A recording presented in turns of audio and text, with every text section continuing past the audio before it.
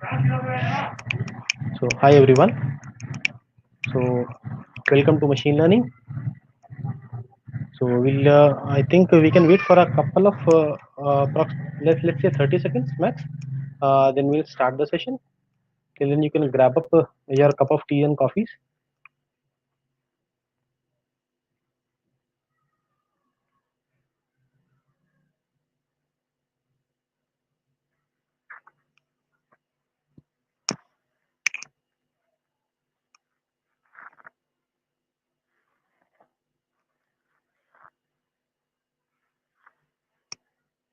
Yeah. So hi everyone. My name is Tushar, co-lead of Developer Circle Chandigarh. Let's start this. Let's first start this session on machine learning. Slowly and steadily, I'll tell you about the agenda of the session, and then we'll carry forward. So first thing is the introduction. I'm around having 6+ years of corporate experience. Currently working as a project lead in Huawei R&D Center India. Also a Google certified Android developer. Twitter handle is Tushar Sri, and Medium account is same and LinkedIn account is same. So if you want, you can also follow me. I am also a co-lead of Developer Circle Chandigarh. This is the area where we help community to grow, where we teach people to create the kind of project they are interested onto, and from then started the journey some 2 to 3 years back, and now I'm here. Now let's discuss a little bit about machine learning. Okay, so the machine learning framework. What exactly it is apply a prediction function to a feature representation of an image to get the desired output. So there is a function which is revolving around an image, and that is giving an input. So that input can be any text, any numerical value. So anything can be. Right?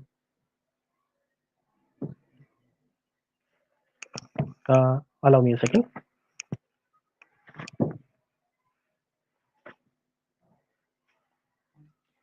Next comes the supervised learning. So under supervised learning, there are different categories. So with supervised learning, first what I would say is when you give someone some data set, or when you give your model a kind of data which he can train onto. So he knows the input, he knows the output.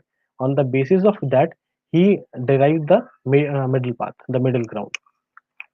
Two approaches are there. One is classification or categorization. Classification majorly is the division of data, similar meaning as categorization. Second is the regression part. In regression, we specifically revolve around numerical values, the numbers, the exact figures. This is what I'm talking about. So it maps an input to an output based on some previous input output examples, like what I said, training data, unsupervised learning. So this is an unknown domain in which what happens is the input, you have the input with you, but you don't know the what output you will get. So with this, the kind of output which you will get is clustering. So clustering means similar kind of objects you'll store in a single place. Uh, Apart from clustering, dimensionality reduction also is there, which comes under unsupervised learning. So what happens is they draw an interface from a data set without labeling responses. Let us see what is data pre-processing. So you must have heard these things from lots and lots of people that before adding the data to the model, you have to pre-process the data. So some good things are there, some bad things are there, and it's a very tedious task to do because if this task is not done correctly, the output will revolve around a particular circle. It will not pinpoint the exact output which should be there. So it is get the data set, import the libraries, and importing the data set.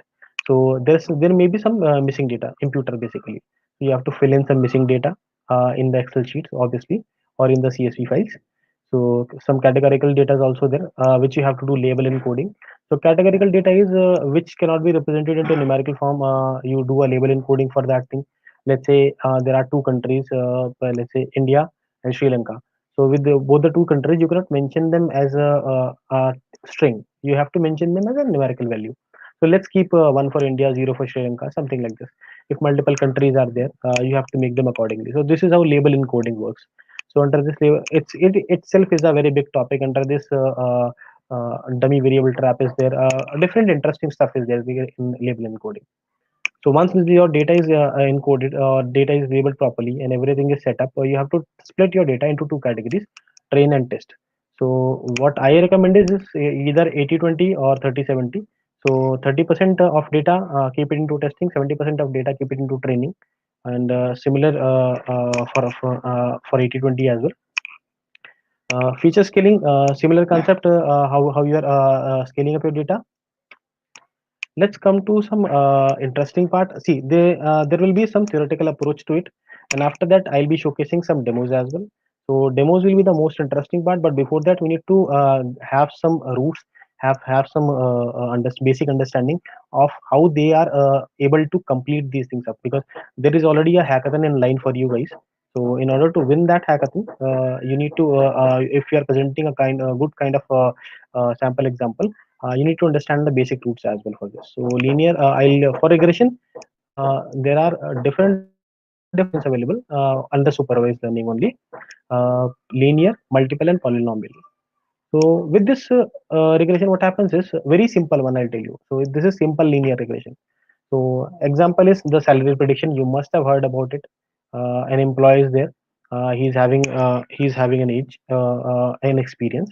So according to his experience, they are mapping his salary. If the employee is having experience of 4 years, he'll get this amount of salary. With 8 years, he'll get this amount of salary, and with 12 years, he'll get this amount of salary. So how they are calculating it? They are calculating it with the dependent variable and the independent variable. So there is a relation between these two. Uh, and a constant is also there in between. So this dependent variable, what's happening is when the calculation happens up, this is the result which I want to achieve, and this is the input which I'll be providing it to my model. So with this provided model, the dependent variable will get calculated. Now let's talk a little bit about next linear regression, that is multiple linear regression. Similar equation, similar fashion. I think you must have seen this equation. So you must have seen the previous equation as a line equation: y is equal to mx plus c. So it forms the similar situation. Why I'm plotting a line is on the graph.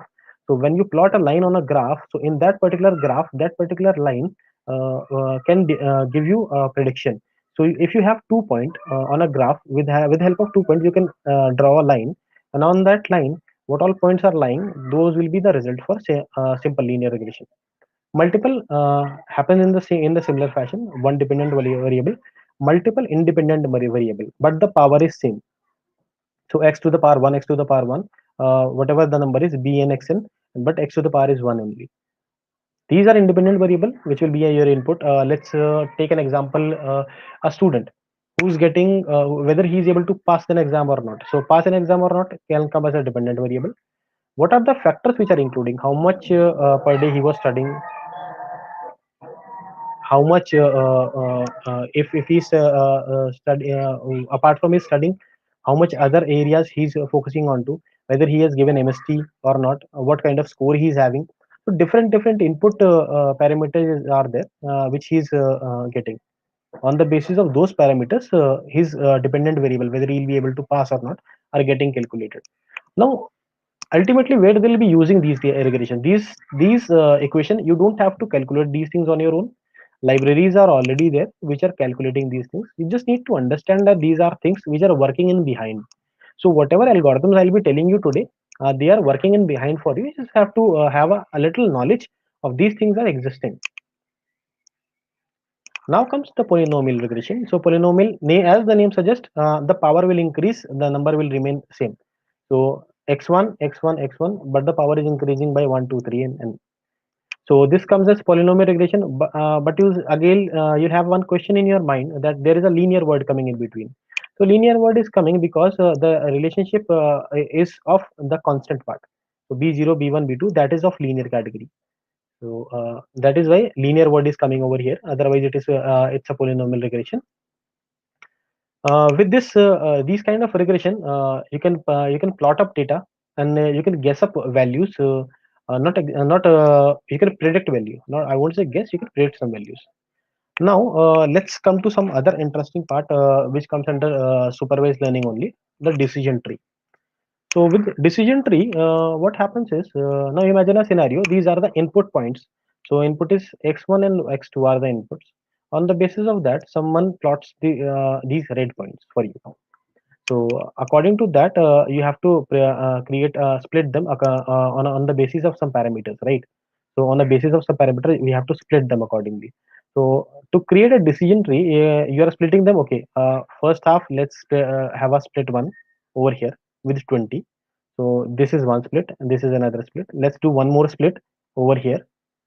So another one split and one more split. Let's do third split and do a fourth split.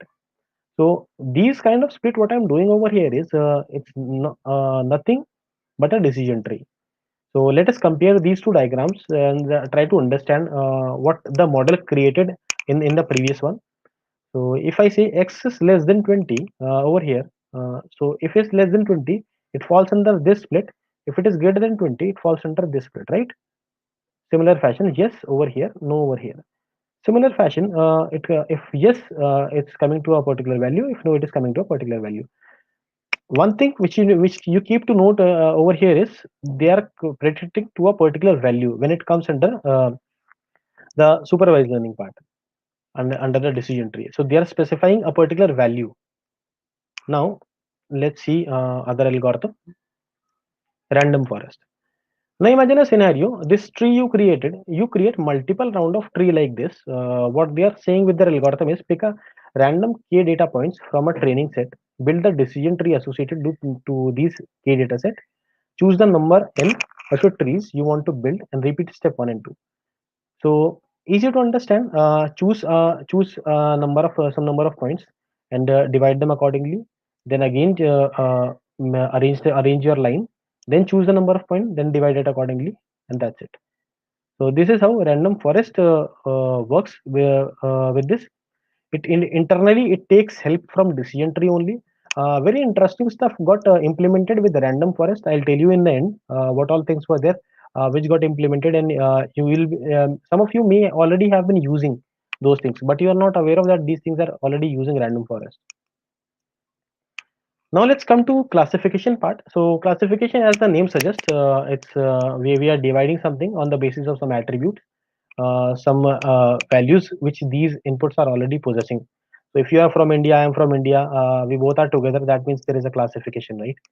So this is how these things work. So first thing is logistic regression.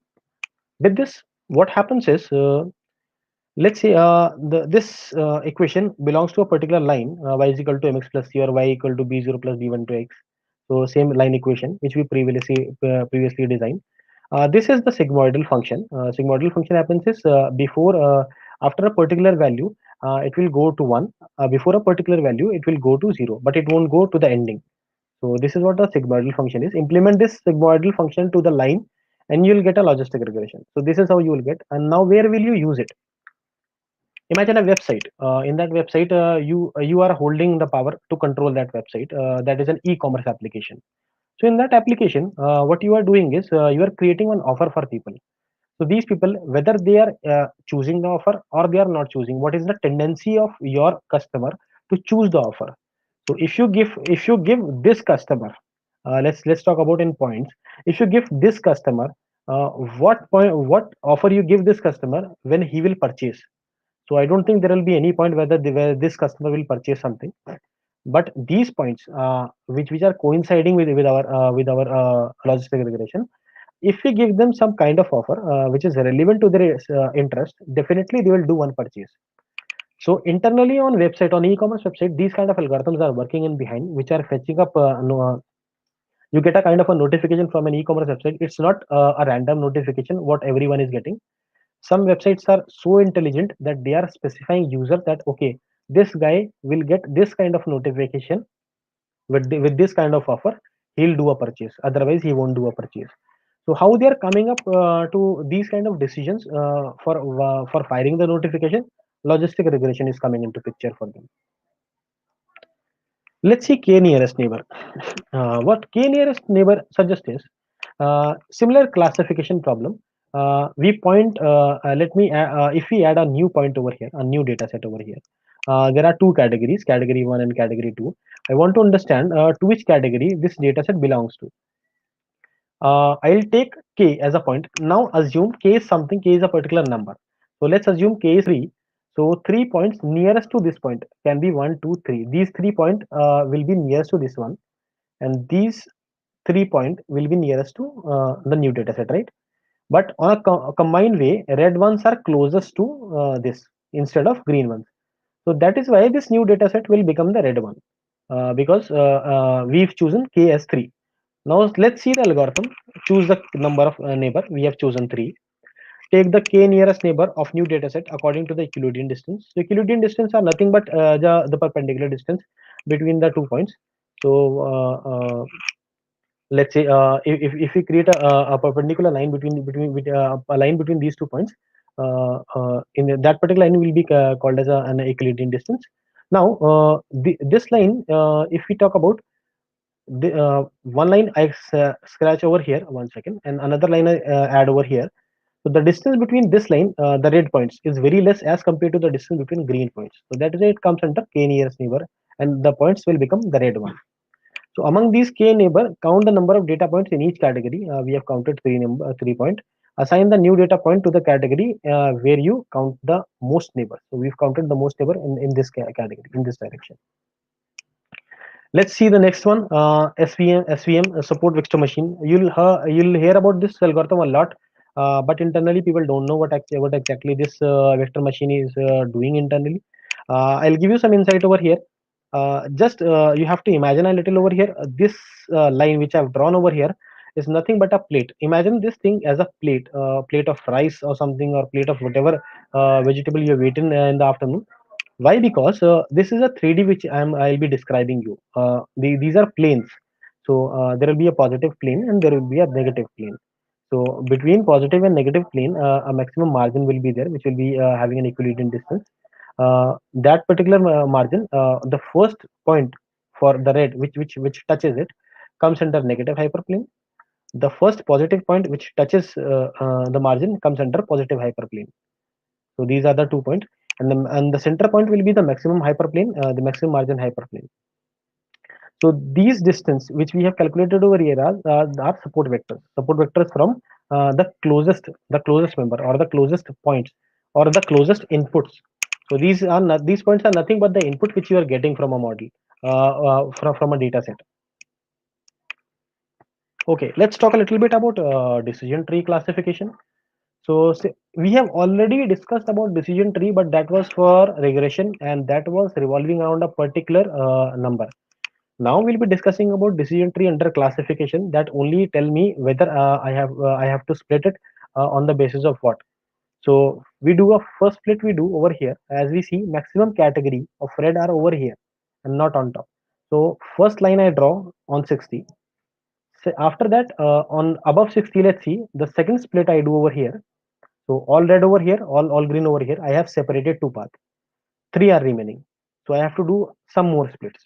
Third split, I'll do it over here to make sure this red gets alone. And fourth split, I'll do it over here to get these two also on an individual basis. Now with the four splits, I have divided this data into four different I have classified this data into four categories. But ultimately, there are two categories, red and green.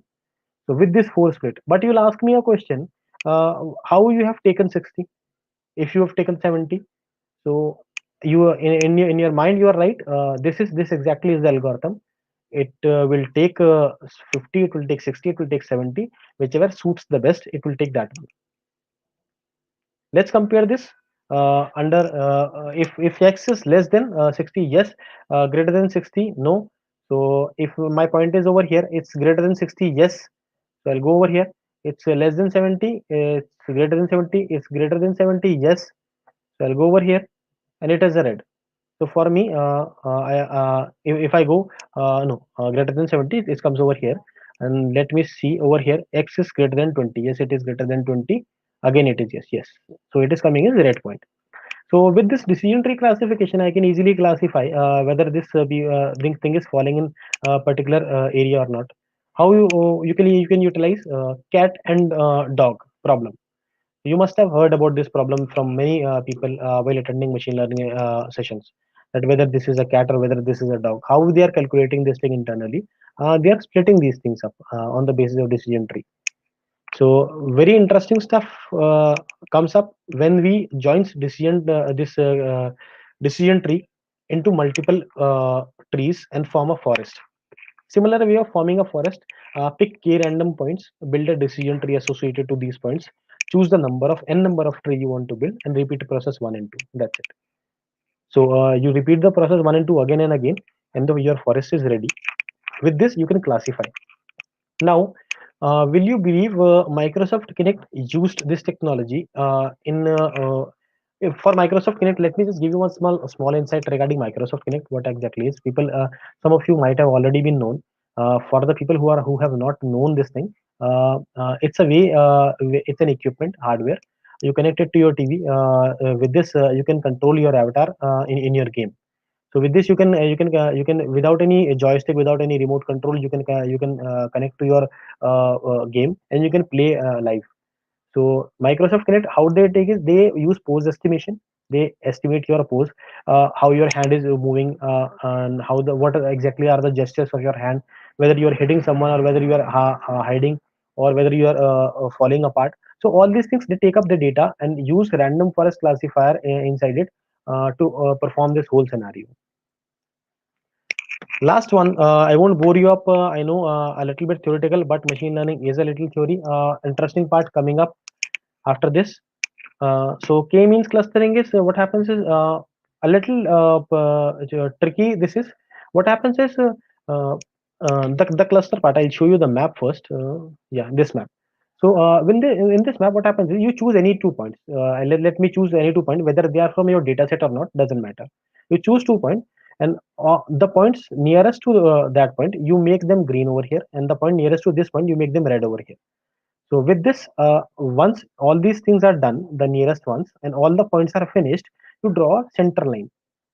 Now, once the center line is drawn, see whether where your point is. So I have drawn green point over here, but it is not the center of my these all green points. So I'll shift my green point from here to little bit in the center, making it as a centroid. So make this green one centroid, and similar fashion make a red one from here to here centroid. Again start the process, again make all color red and all color green, and then again change the direction of the line. So this changing of the direction of the line again and again, this creates a clustering part, and this clustering help you in the k-means. So this is what the process is. A little difficult, a little not easy to grab at the first time. When I heard it, I was like, what kind of algorithm this is, where they'll be using it. So if you have not heard these algorithms, they are being used very widely, apart from ANN, CNN, and RNN.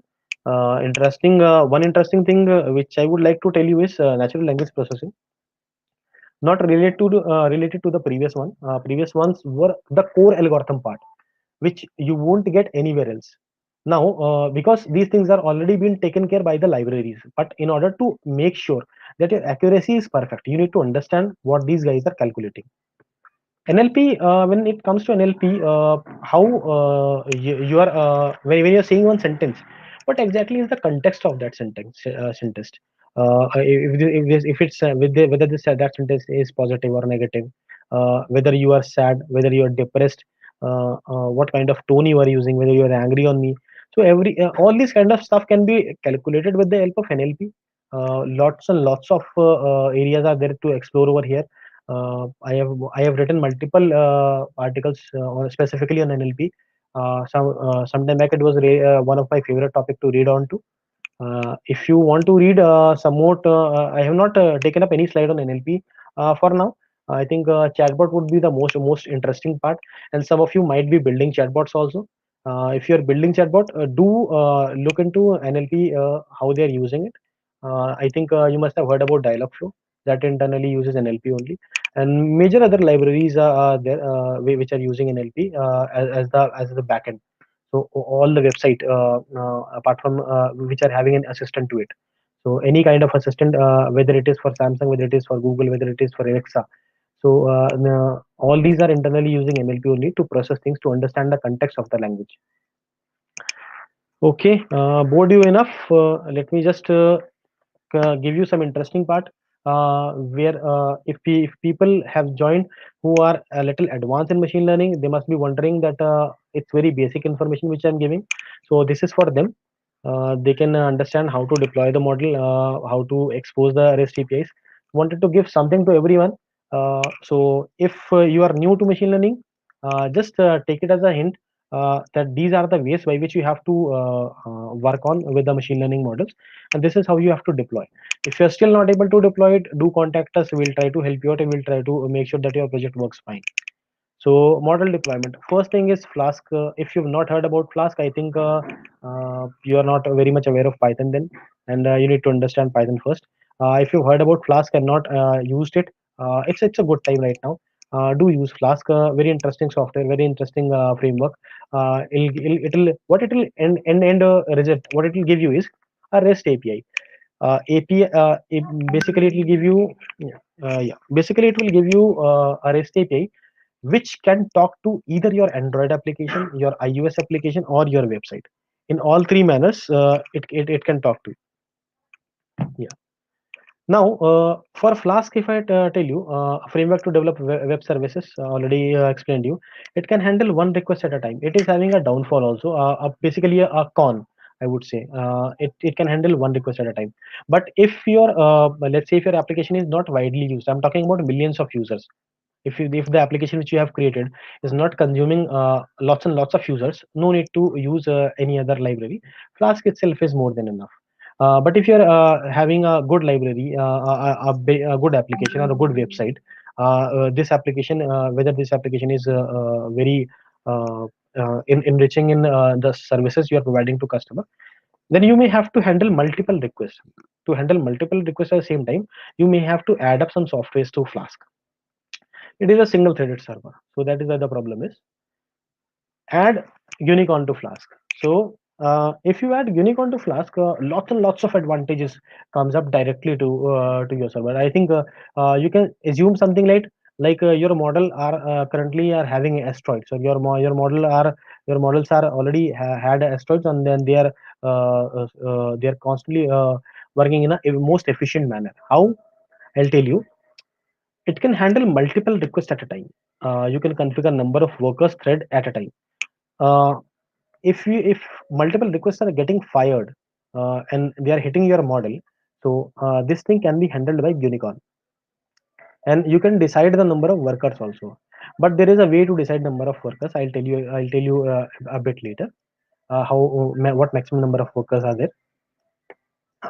Yeah, it start master process which governs the number of thread. What happens is, no, internally there is one master thread which works, which handle all the worker threads, or which handle all the workers basically. So in all the workers which will be there, they'll be having a work to given. Let's say fetching, taking out data which you have given from your application or website, giving it to model, and fetching the output from model and giving it to your website. So this is the process which the worker will be doing. Now, how will you connect with the help of worker? You'll have a master process. That master process will allocate the work to all the workers. You can set the number of workers. You can set number of workers and number of threads. It's up to you how you set. Number of thread doesn't matter as per my experience. Number of workers, it only matters time. But you have to take care of what core of system you are having. If you are having 4 core system, that means 4 into 2 plus 1, that is around 9. So 9 worker thread at max you can handle. But at max, what you should have is, if it is a 4 core system, have only 4 workers, not max than that. I think if we talk about genuinely on a real world scenario, 2 workers can handle more than 100 plus requests on a parallel basis. So they themselves have a separate memory footprints. So one worker handling one different thing, another worker handling another different request. So all the requests will be handled properly.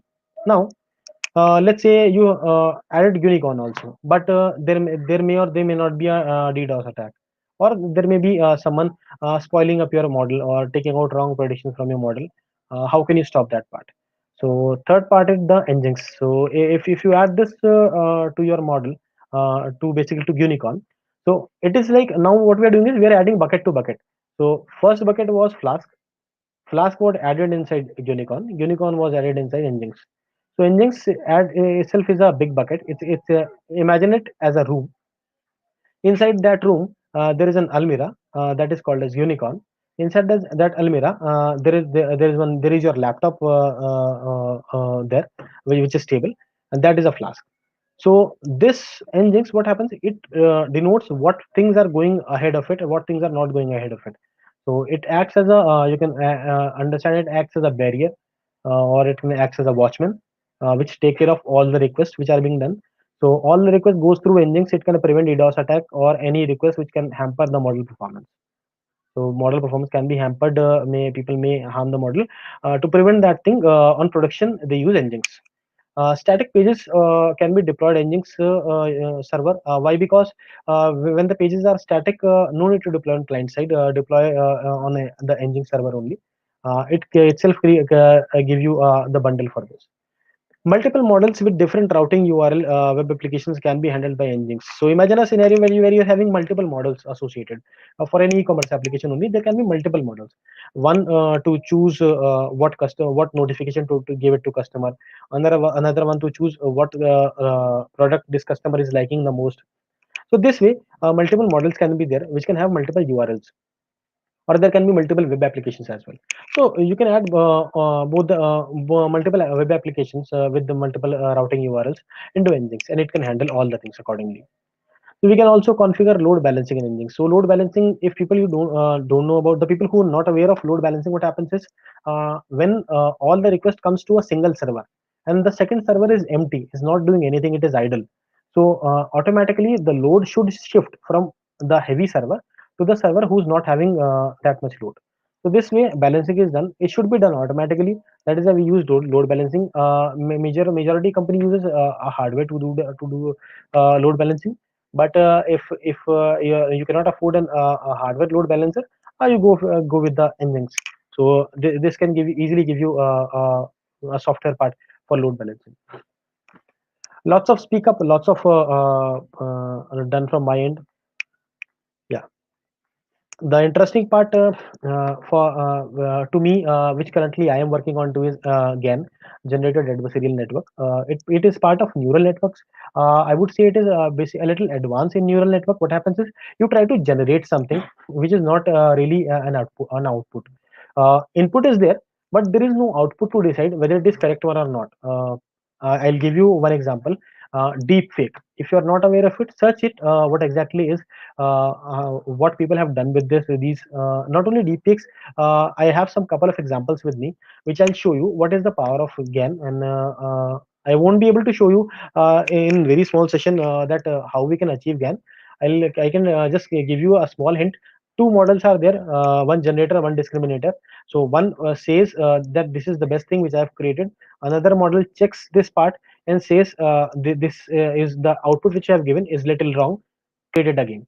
So this cycle goes on. The generator creates the output. The discriminator again checks the output, and once the cycle ends, is when your epoch ends.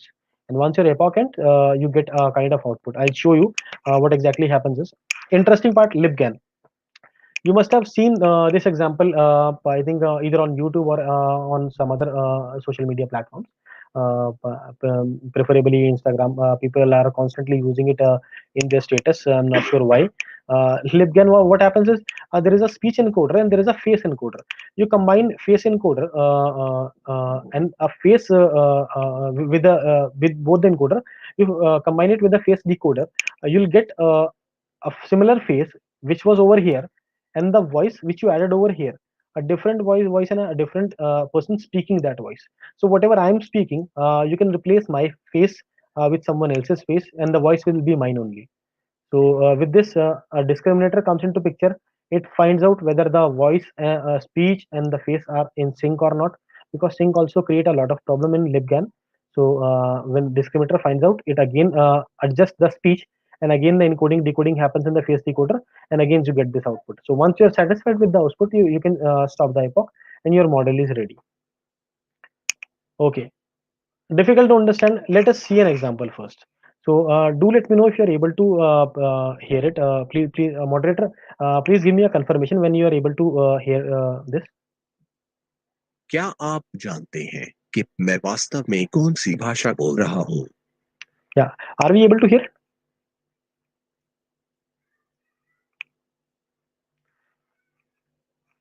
Okay. So in this video, what's happening is two people having a conversation on video conference. Both are not aware of each other's language. So this guy knows only Hindi language. This girl knows only English language, and they both need to converse with each other on a video conference. How you'll do that? He speaks something, and audio get added according to the lips. With his lips, it get feeded with the help of that GAN face encoder. And once this is done, the video get outputted over here. So let us see. क्या आप जानते हैं कि मैं वास्तव में कौन सी भाषा बोल रहा हूँ? Do you know which language I am actually speaking? You are speaking in Hindi, but I can see you speaking in English. आप हिंदी में बोल रहे हैं, लेकिन मैं आपको अंग्रेजी में बोलते हुए देख सकता हूँ. See how they misspelled something, right? They said "bol sakta hu," right? So there are something which are not accurate in the model itself. So they need to make the changes and to enhance the model. Let's see again. मैं भी आपको हिंदी में बात करते हुए देख रहा हूँ. I also see you speaking in Hindi. One day we will all be able to video call each other like this in different languages. एक दिन हम सभी एक दूसरे को विभिन्न भाषाओं में वीडियो कॉल कर सकेंगे. मुझे लगता है कि यह एक शानदार अनुभव होगा. I think it would be a wonderful experience.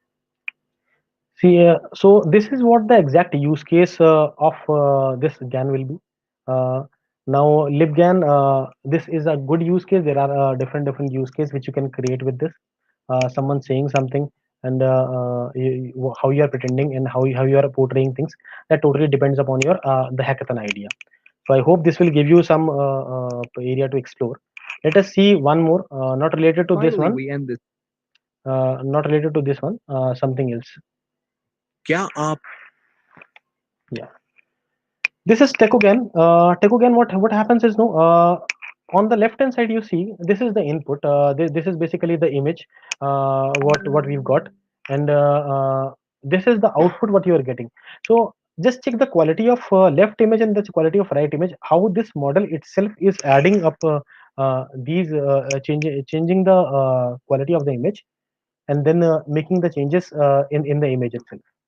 So this is what you can get with Tekogan. Where we can utilize this thing, I think you guys are better aware of where we can utilize this technology. I would recommend drop up some comments regarding Tekogan, where you would like to use this technology. My suggestion is you would use under camera itself. When you are taking a selfie or when you are taking a picture, you use that part over here. So what's your recommendation regarding Tekogan, where you can utilize that thing? I would really love to see in the comment section how you'll use Tekogan. One more example I would want to showcase. Some couple of examples I have kept it for you guys.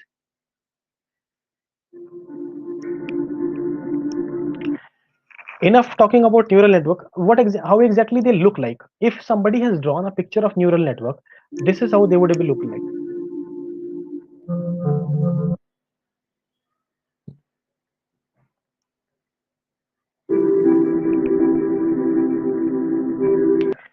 The first screen, this is the basically the output what you are getting in the end.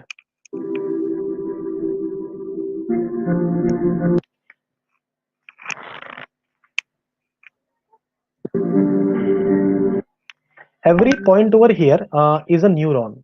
So every point which you are seeing over here, not lines, the point which you are seeing over here is a neuron. That neuron is telling whether we have to give the signal in front or whether we have to stop the signal.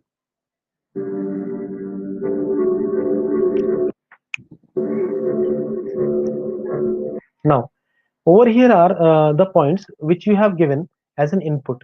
So this input you are giving 5, it should show 5.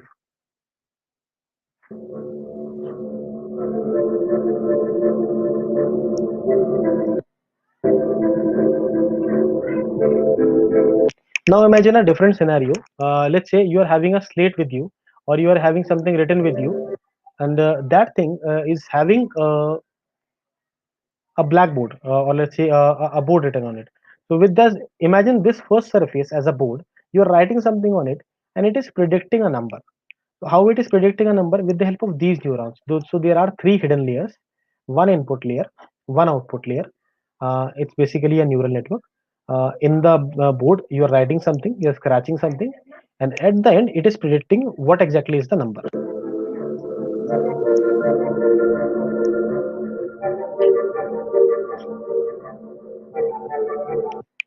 Here comes a convolution neural network. It basically revolves around images and the competition of images.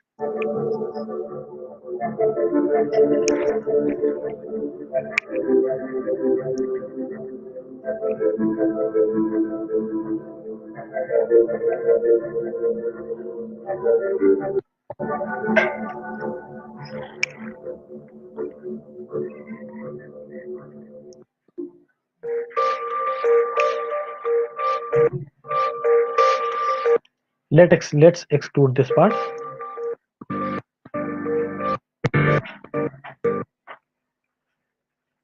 Okay, I have a couple of demo as well for you guys. So let's see this part. What this author has created, how he has created, and this is basically one result, and how is maintaining this result. So there is an input which has been given to this car. On the basis of that input, this car is driving. So as you can see, this car, this algorithm happens. This algorithm happens when we use the computation in the self-driving cars. So sometime back, Uber also implemented this thing, but yeah, as you can see, the car crashed, right? So now, once again, they started their first generation of AI driving. 650 car they have started with, and see how these cars are performing. So slowly and steadily, some cars will go ahead, and slowly and steadily, the cars which are not going to a good direction, they will be dropped. Now it will be multiple generation. Now we are in generation 2. So the generation 2 of cars, the car's last car which hit the point was this one. Still the car is not able to complete the circle. So these cars are still not able to understand that how they have to move, or how they have to rotate the vehicle. What kind of input these cars are getting is five input from a particular direction. So every five from five direction, frontal direction, they're getting these inputs. Let us see in third generation what they are doing. Till third generation, the last car which we will be able to see. Okay, some car. Mhm.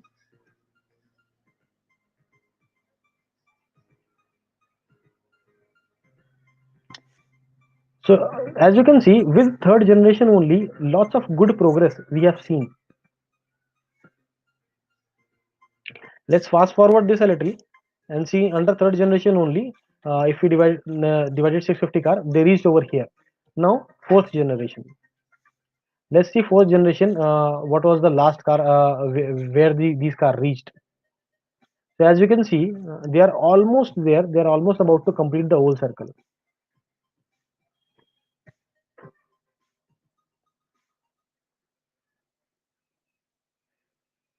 So some cars have already completed the circle. Now we are at generation 10.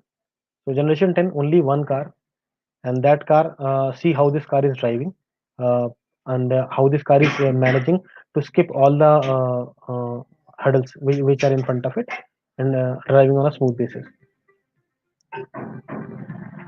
I think it would be good enough to motivate you guys in the hackathon part. Last example I have, most interesting one, and after this, we'll close the session and we'll be opening for the question answer area. On Earth, the simple rules of natural selection and competition led to the evolution of increasingly intelligent life forms. Today, we ask if comparably simple rules and multi-agent competition can also lead to intelligent behavior in a new virtual world. These agents are playing hide and seek. These agents have just begun learning, but they've already learned to chase and run away. So these agents are basically playing hide and seek. So blue ones are to hide, red ones are to seek them. Way. This is a hard world for a hider who has only learned to flee. However, after training in millions of rounds of hide and seek, the hiders find a solution. The hiders learn to use rudimentary tools to their advantage. By grabbing and locking these blocks, they can create their own shelter. The seekers are locked in place for a brief period of Now they have adapted a situation where you can see multiple door blocking. So there were doors. They know these are the blocks which we can freeze. So the blue ones block the door and freeze it. start of the game, giving hiders a chance to prepare. Even so, the hiders must learn to collaborate, accomplishing tasks that would be impossible for any single individual. The hiders are not Now red ones are not able to enter inside room. Why? Because blue ones are very smart and they have blocked the room. What they'll do? the only ones who can learn to use tools. After many generations of failing to break into the shelter, the seekers learn to jump over obstacles using ramps. Now seeker find out there is a ramp also available. Now they can use the ramp to jump inside. See how smart they are. However, after many millions of rounds of having their shelter breached, the hiders learn to take away the primary tool the seekers have at their disposal. So now, after some time, the hiders they took off the ramp inside. That how will you jump now? Note that we did not explicitly incentivize any of these behaviors. As each team learns a new skill, it implicitly changes the challenges the other team faces, creating a new pressure to adapt. We've also put these agents into a more open-ended environment, randomizing the objects, team sizes, and walls. In this world, they learn to construct their own shelter from scratch, requiring that they arrange multiple objects into precise structures. So now in the open area, they are creating a shelter of their own. To prevent seekers from using the ramps, the hiders move them to the edge of the play area and lock them in place. We originally believed this would be the final strategy that the agents learn. However, we found that after more training, the seekers discovered that they can jump on top of boxes and surf them to the hider's shelter. This thing was not taught to the model. The model learnt itself, jumping on top of and surfing. In the last stage of emergent strategy that we observed, the hiders learn to lock as many boxes as they can before constructing their fort in order to defend against box surfing. So how do agents acquire these skills? They're trained using reinforcement learning, an algorithm inspired by the way animals on Earth learn. The agents play thousands of rounds of hide and seek in parallel for many days. They train against each other as well as past versions of themselves using an algorithm called self-play.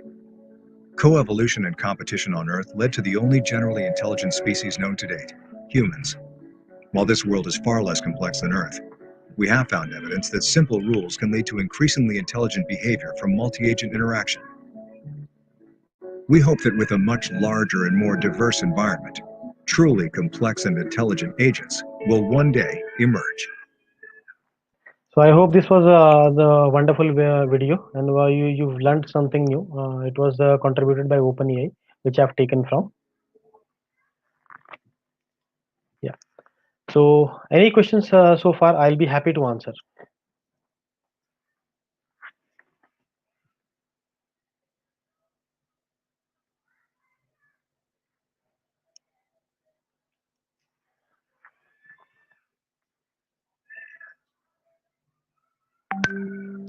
Yeah, please share me the question list. I think I can definitely answer some. We still have some time.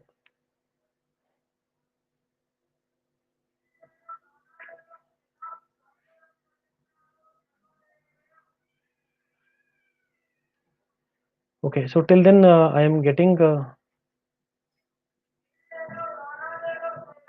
Okay. Okay, so let's wait for a couple of minutes. Till then, I'll show you one thing. Yeah. So basically, this is what the group is where I'm working as a co-lead. If you facing any difficulty regarding machine learning, not right now, not in this competition, in future also, let me know. You can come over here, ask any of us, ask any moderator, ask any admin, ask any. In fact, you can drop down a query in the group section as well. So with this, we'll be able to help you out.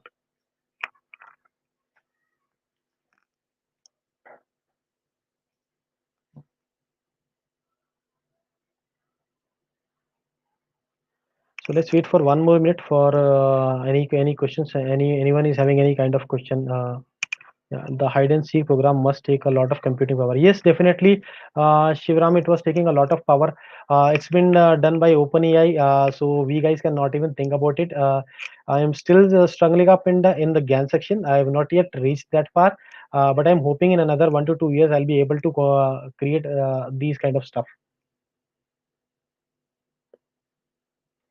But don't have to worry about computation power. I think TPUs are already available to you, right? Collabs are there, TPUs are there. No, if you do want to use Collab, you can very easily you can rent a server, and it will cost you around 30 to 70 rupees at max, not more than this. So with this, you can rent a server and you can train your model on that. So it will be an easy task.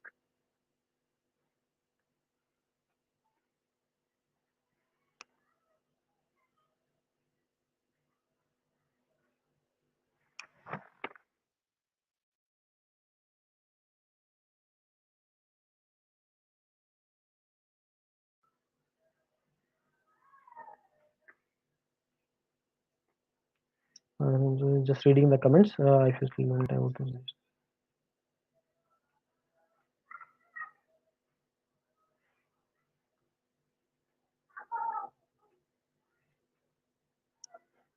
Hey Deepak Tiwari, I liked your comment, man. Upscaling camera images, we can easily use cheap hardware to create high quality images. Yes, Tanish, we can easily create hardware which can help us create a quality. But imagine a scenario where you cannot afford to bring up hardware devices, because these hardware devices are maybe these major hardware devices are having weightage to it. So imagine a scenario in space. You are in space, and the kind of camera which you have inbuilt in your robot is having very low resolution. Or imagine a scenario that we have taken this picture around 10 to 12 years back. Cameras were very new at that time. So how will you use hardware in that situation? So in that situation, these algorithms only will be there to help you out.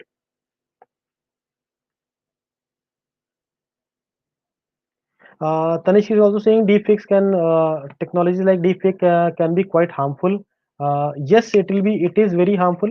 That is why see, hacking also is harmful. But there are different categories of hacking: white hat hacking, black hat hacking, and gray hat hacking. Right. So hacking word is a taboo. Otherwise, white hat hacking is penetration tester, right? So deep fakes, if you say, yes, they are bad to the word, but now models are getting generated which can identify deep fakes.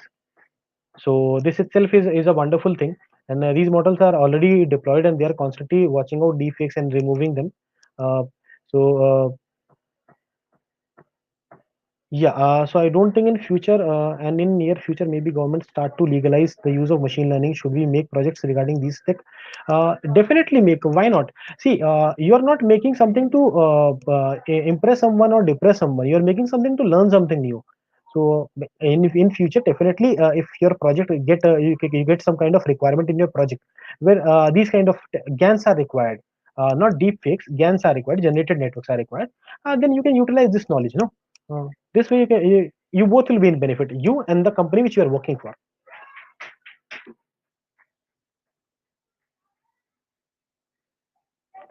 So I hope I answered all the questions, and if I missed some, please you are free to tag me. I'll try to answer those as well.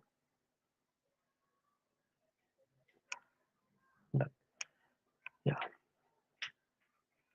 Okay. Thank you everyone. We'll meet next time.